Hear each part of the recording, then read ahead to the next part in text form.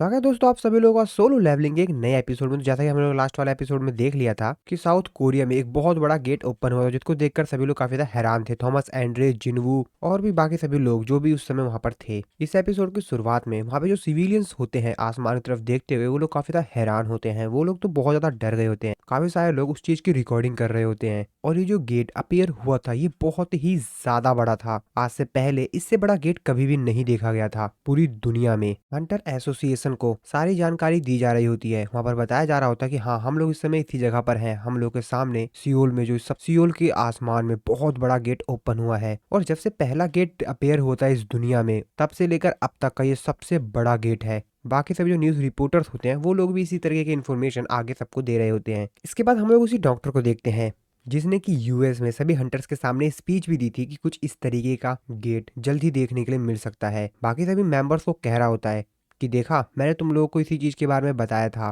कि बहुत ज्यादा अमाउंट में मैजिकल पावर जो है वो आसमान में इकट्ठा हो रही है। और ये जो बहुत बड़ा गेट अपेयर हुआ है ना सियोल के अंदर, ये तो सिर्फ शुरुआत है। अभी ऐसे बहुत सारे गेट्स पूरी दुनिया में अलग अलग जगहों पे देखने के लिए मिलेंगे, जो कि बहुत ही ज्यादा डरावने होंगे और शायद इससे भी ज्यादा बड़े। वहां पे जो मेंबर बैठा हुआ होता है वो डॉक्टर से कहता है कि डॉक्टर, इसका मतलब आप ये कहना चाहते हैं कि असल में जिस जिस लोकेशन को आपने बताया था उन जगहों पे भी क्या इसी तरह के गेट्स अपेयर होंगे? जिस पे डॉक्टर उनसे कहते हैं कि हाँ बिल्कुल, मैं यही कहना चाहता हूँ। वैसे डॉक्टर, आप इन गेट्स के ऊपर काफी समय से रिसर्च कर रहे हैं, तो क्या आप हमको कुछ प्लान सजेस्ट करना चाहेंगे? जिस पे डॉक्टर उनका कुछ भी रिप्लाई नहीं देते हैं और फिर कहते हैं हम सिर्फ प्रे कर सकते हैं। आशा है कि ये सभी चीजें, ये जो इवेंट्स हो रहे हैं, ये बहुत बड़ी तबाही में कन्वर्ट ना हो जाएं।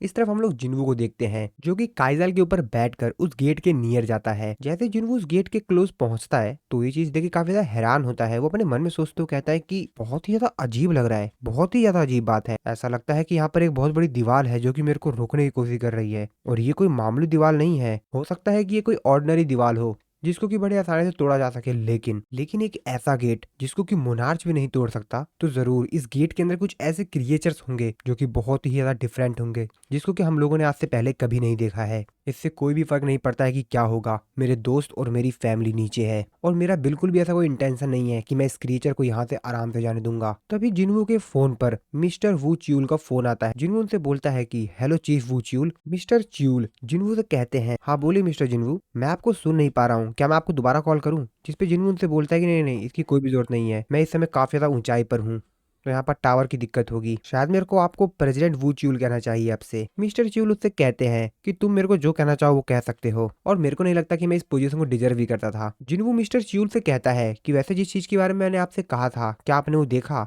मिस्टर च्यूल उसको बताते हैं कि हाँ, मैंने हंटर एसोसिएशन के और बाकी जो दुनिया के देश थे उनके बाकी सभी जितने भी हंटर एसोसिएशन है उन सभी लोगों से रिक्वेस्ट की थी कि वो लोग अपने सैटेलाइट की मदद से पूरे पूरे रीजन को स्कैन करें। लेकिन दुनिया के किसी भी दूसरी जगहों पर इस प्रकार का कोई भी गेट अपेयर नहीं हुआ है। इस पे जिनवू उनसे कहता है अच्छा, तो आप ये कहना चाहते हैं अभी जो न्यूली गेट अपेयर हुआ है उसके अलावा कोई भी गेट अपेयर नहीं हुआ है? जिस पे वो कहते हैं कि हाँ बिल्कुल, और लगभग इस चीज को 3 घंटे से ज्यादा हो चुका है जब ये गेट अपेयर हुआ है। मानो उन लोगों ने अपनी परसेंस को छुपा लिया हो एकदम सेम समय पर। जिनवू अपने मन में सोचते हुए कहता है कि नहीं, ये कोई कोइंसिडेंट तो नहीं है। मिस्टर च्यूल जिनवू को आगे कहते हैं कि हम लोग प्लानिंग कर रहे हैं कि किस तरीके से हम लोग गेट के आसपास जितने भी लोग हैं उन लोगों को जगह से कैसे बाहर निकालें, ताकि इस पैनिक सिचुएशन में कोई भी दुर्घटना ना हो।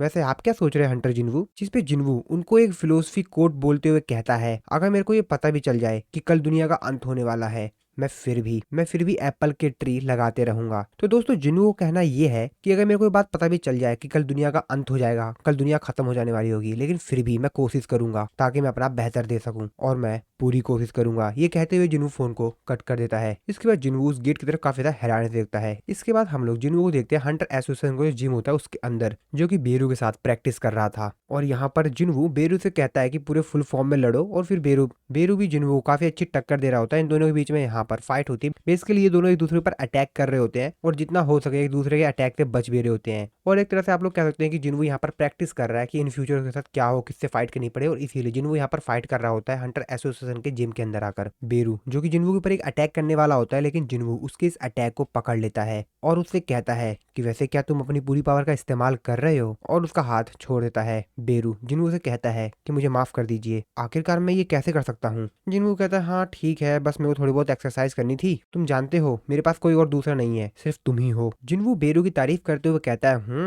तुम्हारे बात करने का तरीका तो बहुत ही ज्यादा तेजी से इम्प्रूव हो रहा है। क्या तुमने किसी इंसान को तो नहीं खा लिया है ना? खा लिया है किसी इंसान को? जिन्नू जिनवू बेरू से कहता है कि अपनी पूरी पावर का इस्तेमाल करते हुए लड़ना। बेरू भी कहता है ठीक है, और फिर बेरू भी तैयार हो जाता है। जिनवू सिस्टम उसको नोटिफाई करके बताता है कि बेरू जो कि इस समय अपने मैक्सिमम लेवल पे आ चुका है, और फिर बेरू जिनवू के ऊपर काफी तेजी की तरफ जाते हुए अटैक करता है, लेकिन जिनवू उसके इस अटैक को बड़े ही आसानी से डॉज कर लेता है। जिनवू बेरू से कहता है कि वैसे तुम जनरल रैंक पर पहुंच चुके हो और तुम पहले से ज्यादा काफी ज्यादा ताकतवर भी हो चुके हो, लेकिन क्या तुम एक बात जानते हो, जनरल रैंक का मतलब होता है आर्मी का लीडर, और आर्मी का लीडर सिर्फ एक ही हो सकता है। और अगर एक बार ग्रीस और ग्रिड जनरल लेवल पे पहुंच जाएंगे तो तुम्हारे लेवल तक भी बहुत ही ज्यादा आसानी से पहुंच जाएंगे। और अगर तुम नहीं चाहते कि तुम्हारी ग्लोरी, तुम्हारा नाम इस तरीके से खत्म हो जाए, तो तुमको मेहनत करनी होगी, बहुत ज्यादा मेहनत। उसके बाद बेरू बहुत ज्यादा तेजी से जिनवू के ऊपर काफी सारे अटैक्स करता है, बहुत सारे डायरेक्शन से, लेकिन जिनवू के सारे अटैक्स को बड़ी आसानी से डॉज कर रहा होता है। आसानी से नहीं, मतलब थोड़ा सा जिनवू को भी लग रहा था, बट हाँ, जिनवू के सारे अटैक्स को डॉज कर ले रहा था। जिनवू अपने मन में सोचते हुए कहता है कि ये काम नहीं कर रहा। हालांकि बेरू मेरा सबसे बेस्ट सोल्जर है मेरे बाकी सभी सोल्जर से, लेकिन फिर भी उन लोगों से ये फाइट में जीत नहीं पाएगा। और फिर जिनवू बेरू को बहुत ज्यादा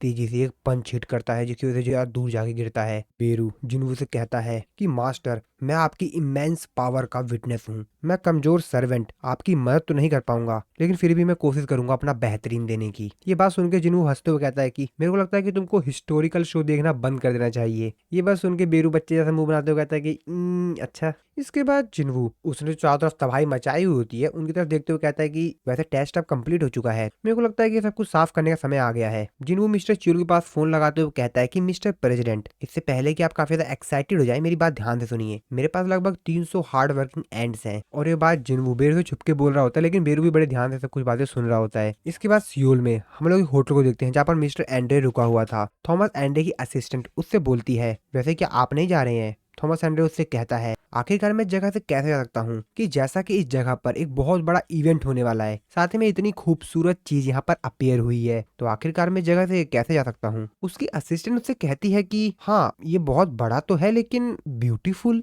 थॉमस एंड्रे उससे कहता है, हर वो चीज जो कि आपकी दिल की धड़कन को बहुत ज्यादा तेज कर दे, वो ब्यूटीफुल है। एक फायर ब्रीथिंग ड्रैगन और इतना बड़ा गेट और सांग जिनवू की पावर, ये सभी चीजें खूबसूरत हैं, और इसीलिए मुझे सब कुछ चाहिए जो भी मुझे खूबसूरत लगता है। जिसपे उसकी असिस्टेंट उससे कहती है कि ऐसा लगता है कि कुछ ऐसी चीज है जिसको कि आप चाह कर भी नहीं ले सकते मिस्टर एंड्रे। थॉमस एंड्रे कहता है कि हाँ, वो पॉसिबल ही नहीं है। थॉमस एंड्रे अपनी असिस्टेंट से कहता है कि ये सब छोड़ो, वैसे हम लोग घर वापस क्यों जाएं, जब वहां पर कोई नया गेट अपीयर ही नहीं हुआ है। तो उसकी असिस्टेंट कहती है कि ब्यूरो चिंतित है। थॉमस एंड्रे कहता है, ओ चिंतित है, अच्छी बात है ये तो, क्योंकि इस दुनिया का सबसे सेफेस्ट प्लेस इस समय जिनवू की साइड है। और इन सब के अलावा हमको चिंतित इस बारे में होना चाहिए कि अगर हम इस गेट को नहीं रोक पाए तो क्या होगा, और इसीलिए मैं यहाँ पर हूँ। मैं देखना चाहता हूँ अपनी इन दोनों आंखों से कि यहाँ पर क्या होगा। मैं यहाँ पर होने वाली हर एक चीज का गवाह बनना चाहता हूँ। क्या ये इंसानियत का अंत होगा या शुरुआत होगी एक नई दुनिया की।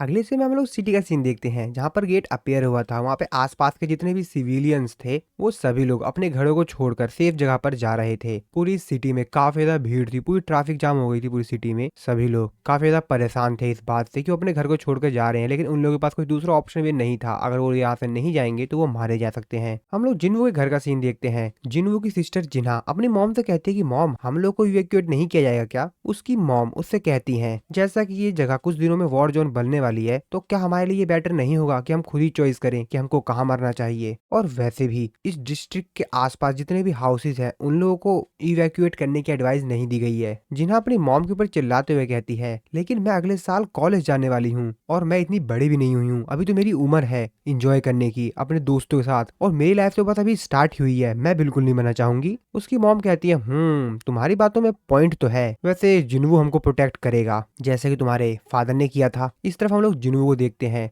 जो कि एक बिल्डिंग के टॉप पे बैठा हुआ होता है और वो पूरे शहर का नजारा देख रहा होता है। वो अपने मन में सोच रहा होता है कि अभी तक भी मैं उनकी प्रेजेंस को सेंस नहीं कर पा रहा हूँ। आखिरकार वो लोग कहाँ छिपे हुए हैं, और ये गेट, मेरे को इस गेट को भी रोकना है। लेकिन क्या ये सब कुछ जो भी मैं करने की सोच रहा हूँ, क्या ये सब चीजें बिना किसी सेक्रीफाइस के हो पाएंगी? मेरे को काफी कुछ प्रोटेक्ट करना है, मुझे बहुत सारी चीजें बचानी है। अगर ये सच में अंत है तो आखिरकार मेरे को समय किसके साथ बिताना चाहिए? वो अपने फोन में सभी लोगों का नाम चेक करता है, तभी उसके साथ फ्रेंड, और तभी उसको मिस चाइन किया जाती है। इस तरफ हम लोग मिस चाइन को देखते हैं जो कि अभी अभी भी अपनी ट्रेनिंग कर रही होती हैं। मिस्टर सॉन्ग, मैं तुम्हारी स्वॉर्ड को देख के बता सकता हूँ कि तुम्हारे अंदर अभी भी हेजिटेशन है। मैं काफी ज्यादा चिंतित हूँ, क्या तुम्हारे दिल में भी डर है? मुझे ये नहीं पता कि जिन मॉन्स्टर्स को मैंने फेस किया था उनके कंपैरिजन में जिन मॉन्स्टर को तुमने फेस किया वो कितने ज्यादा खतरनाक थे, कैसे थे, लेकिन जब मैंने अपना आर्म खोया और तभी मिस चाइन का जो फोन होता है वो बजने लगता है। मिस्टर सॉन्ग बीच में रुकते हुए कहते हैं, ओहो सॉरी सॉरी, तुम्हारा फोन बज रहा है, क्योंकि एक हंटर को अपना फोन हमेशा पिक कर लेना चाहिए।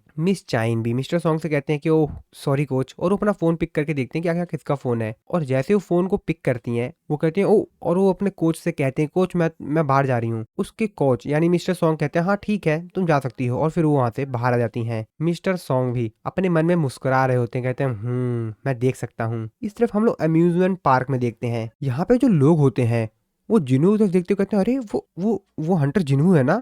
तभी दूसरा बंदा कहते हैं कहाँ कहाँ, अरे हाँ सच में वो तो मिस्टर जिन्वू है। यहाँ पर आए हुए सभी लोग जिन्वू को ही देख रहे होते हैं, क्योंकि जिन्वू के साथ होती है मिस चाइन। सभी लोग बातें कर रहे होते हैं कि उनके बगल में कौन है, क्या वो उनकी गर्लफ्रेंड है? वेट वेट वेट, ये तो मिस चाइन है ना, हंटर गिल्ड से। जिन्वू मिस चाइन से कहता है कि मुझे लगा था कि ये जगह काफी ज्यादा खाली होगी, क्योंकि इस समय जो यहाँ पर सिचुएशन है उसके हिसाब से तो मुझे कुछ ऐसा ही लगा था, लेकिन यहाँ पे तो काफी सारे लोग हैं। मिस चाइन जिन्वू से कहते हैं कि वैसे क्या तुमको अम्यूजमेंट पार्क पसंद है? जिसपे जिन्वू उनसे कहता है कि नहीं हमेशा तो नहीं, लेकिन मैं यहाँ पर हमेशा से आना चाहता था। मिस चाइन उनसे कहते हैं कि लेकिन लेकिन मेरे साथ क्यों? जिसपे जिन्वू उनसे कहता है क्योंकि तुम मेरी दोस्त हो। मिस चैन कहती हैं कि क्या, और तभी जुनून से कहता है वैसे तुमको याद तो है ना कि जब तुम उस अजीब से स्टैचू के सामने थी तब तुमने यही कहा था। मिस चैन उस चीज को याद करते हुए कहते हैं ओ अच्छा अच्छा, वो बात तुमने सुन ली थी क्या? और वो काफी ज्यादा शर्मा रही होती हैं। जिन्हों कहता है कि हाँ बिल्कुल, बाकी लोगों की तुलना में मैं काफी अच्छे सुन पाता हूँ। जिसमें मिस चाइन आगे बात करते हुए कहती हैं कि ये सब छोड़ो, वैसे वो जो अजीब सा डंजन है वो क्या है, उस बारे में कुछ पता चला? जिसपे जिन्हों उनसे कहता है इस चीज के बारे में मैं आपको बाद में बताऊंगा, एक बार बस मैं इन चीजों को देख लूं,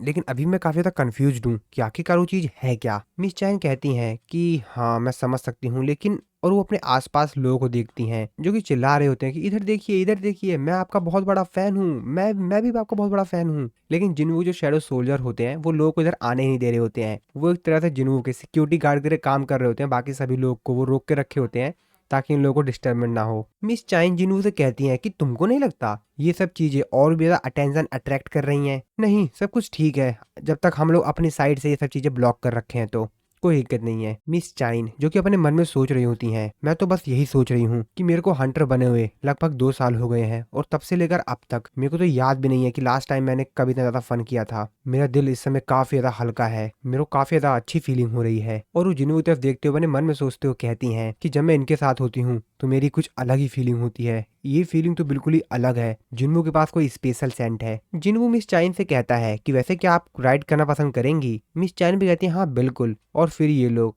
राइड करने के लिए चले जाते हैं। जिन्वू मिस चाइन से बोलता है कि वैसे यहाँ पर राइडिंग करने के लिए काफी सारी चीजें हैं, वैसे आपको कौन सी करनी है? वो वाला कैसा रहेगा? मिस चाइन भी कहती है हाँ वो वाला सही रहेगा। जिन्वू कहता है कि हाँ ठीक है, पहले हम लोग ये वाला राइड एंजॉय करेंगे, इसके बाद ये वाला, ठीक है चलो मजा आएगा। और फिर ये लोग राइड करने के लिए झूले पर चले जाते हैं, और ये लोग झूले पे झूलते हुए काफी ज्यादा एंजॉय कर रहे होते हैं। जिन्वू मिस चाइन से पूछता है क्या वैसे तुमको ये सारा पसंद है? मिस चाइन कहती है हाँ बिल्कुल, हर एक यहाँ पर जितने भी झूले हैं मेरे को सब इंजॉयबल लगते हैं, काफी ज्यादा अच्छे लगते हैं। जिन्वू जो कि मिस चाइन की तरफ अपने मन में सोचते हुए कहता है कि मेरे को लगता है कि सिर्फ मैं ही इकलौता नहीं था जिसको यहाँ पर आना था, कोई और भी था जिसको यहाँ पर आने का इंतजार था। और फिर जिन्वू भी मिस चाइन को रिप्लाई देते हुए कहता है कि ठीक है, फिर हम लोग यहाँ पर जितने भी झूले हैं सब पर झूलेंगे। हालांकि इस राइड की स्पीड जो होती है बहुत ज्यादा तेज होती है, लेकिन इन लोगों को तो बिल्कुल भी फर्क नहीं पड़ रहा है। अब एक्चुअल में ये लोग यार हंटर हैं, तो इन लोगों को इतनी स्पीड से तो ज्यादा कोई फर्क पड़ेगा नहीं। और फिर झूला रुक जाता है। जिन्वू को तो कुछ भी फर्क नहीं पड़ा था, क्योंकि जिन्वू को तो रोज का काम हो गया। आसपास के बाकी सभी जो लोग होते हैं उनकी तो हालत बहुत ज्यादा खराब हो गई थी, क्योंकि झूला नहीं ज्यादा तेजी से झूल रहा था, उसकी स्पीड ज्यादा तेजी से थी, बाकी लोगों की तो हालत खराब हो गई थी, लेकिन इन दोनों को तो बिल्कुल भी कोई फर्क पड़ा नहीं होता है। मिस चाइन अपने आसपास के लोगों की शक्ल देखती हैं जो कि बहुत ज्यादा अजीब लग रही होती है।